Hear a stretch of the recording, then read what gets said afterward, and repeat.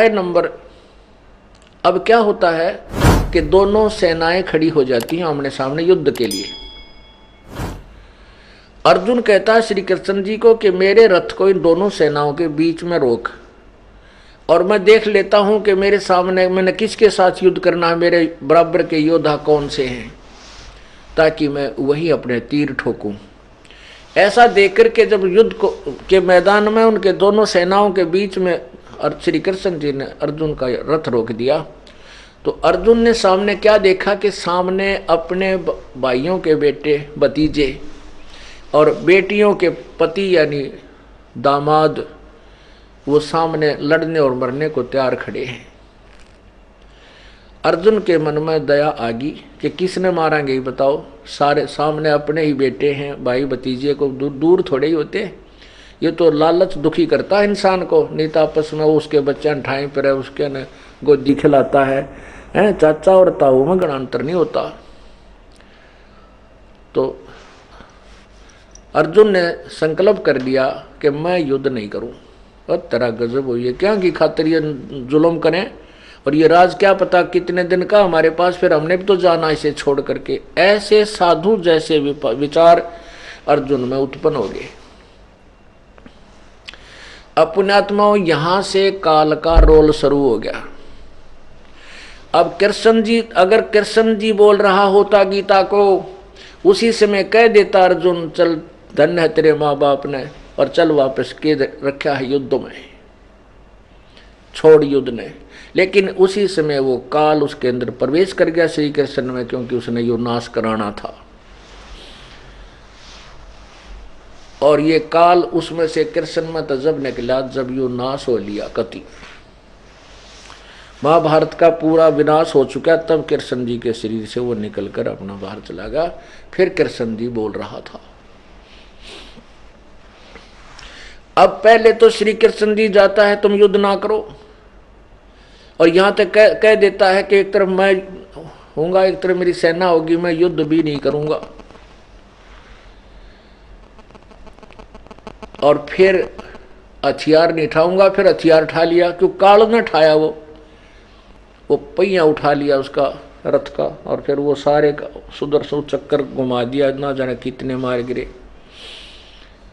ये सारी जो था ये काल का ही जाल था। अब क्या बताना चाहता ये दास के अर्जुन मना कर है, हर कृष्ण के शरीर में प्रवेश काल श्री कृष्ण के मुख से बोल रहा है कि तू युद्ध कर ले अर्जुन, तुझे पाप नहीं लगेंगे, इनको मैंने सबको मार रखा, तू ना मारेगा तो भी मार दूंगा, देख मैं काल हूँ। वो सब कुछ फंड कर दिया अर्जुन को युद्ध करने के लिए, राजी करने के लिए। उसने अपना असली रूप भी दिखा दिया, जो कहता मैंने आज तक किसी तरह नहीं दिखाया, ना आगे दिखाऊं।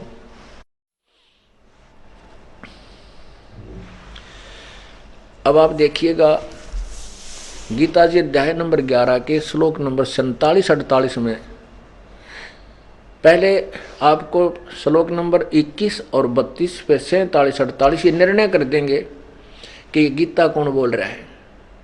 ये दिखाता हूं, देखिएगा।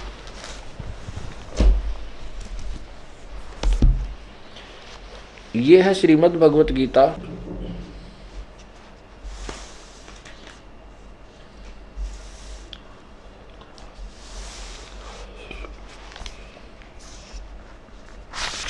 अध्याय नंबर 11।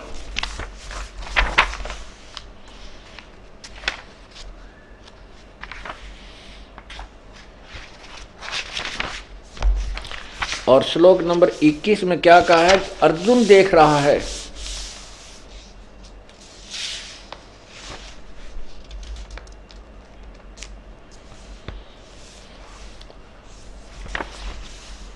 अध्याय नंबर 11 के मंत्र 32 में ये खुद कह रहा मैं काल हूं और सबको खाने के लिए अब प्रवृत्त हुआ हूं। श्री कृष्ण तो पहले न था वहां पे। अध्याय नंबर 11 और ये मंत्र नंबर 32। लोकों का नाश करने वाला बड़ा हुआ काल अस्मि, काल है अस्मि, महाकाल नहीं, इसका अर्थ काल ही लिखना, काल हूं, इसमें इन लोगों को नष्ट करने के लिए प्रवृत्त हुआ हूं। इसलिए जो प्रतिपक्षियों की सेना में स्थित योद्धा लोग हैं वे सब तेरे बिना भी नहीं रहेंगे, अर्थात तेरे युद्ध ना करने से भी इन सब का नाश हो जाएगा, अर्थात मैं इनको मार दूंगा।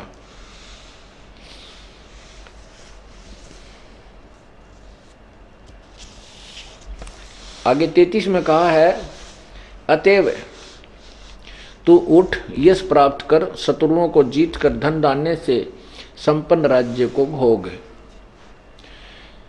ये सब सूरवीर पहले ही से मेरे ही द्वारा मारे गए हैं। ये सावे साचिन, तू तो केवल निमित्त मात्र बन जा। अब ये क्या कहता, मैं काल हूं और सबको खाने के लिए आया हूं, तू ना लड़ेगा तो भी मार दूंगा, और तू तो केवल निमित्त मात्र बन जा।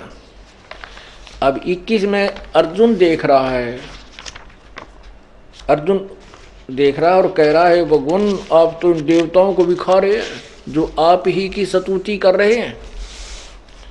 देखिएगा,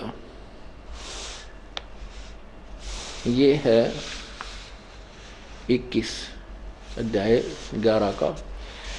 वे ही देवताओं के समूह आप में प्रवेश करते हैं, कुछ भयभीत होकर हाथ जोड़े आपके नाम और गुणों का उच्चारण करते हैं, तथा महर्षि और सिद्धों के समुदाय कल्याण हो ऐसा कहकर उत्तम उत्तम स्तोत्रों की द्वारा आपकी स्तुति कर रहे हैं।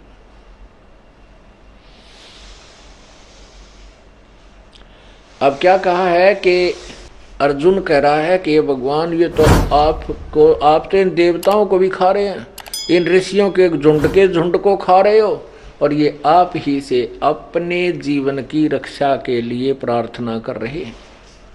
आप इनको फिर भी खा रहे हो। तो काल कहता, मैं तो काल हूं भाई, सब न खाऊंगा, मैं नहीं बख्शू किसी को। अब 11वें अध्याय के 46वें श्लोक में क्या कहा है, अर्जुन कह रहा है, हे सहस्रा बाहु, 1000 भुजा वाले भगवान, ओहो, मैं आपको चतुर्भुज रूप में देखना चाहता हूं।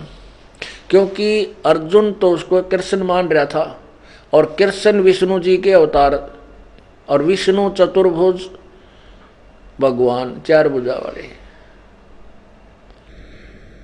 और वो दिखा रहा 1000 भुजा।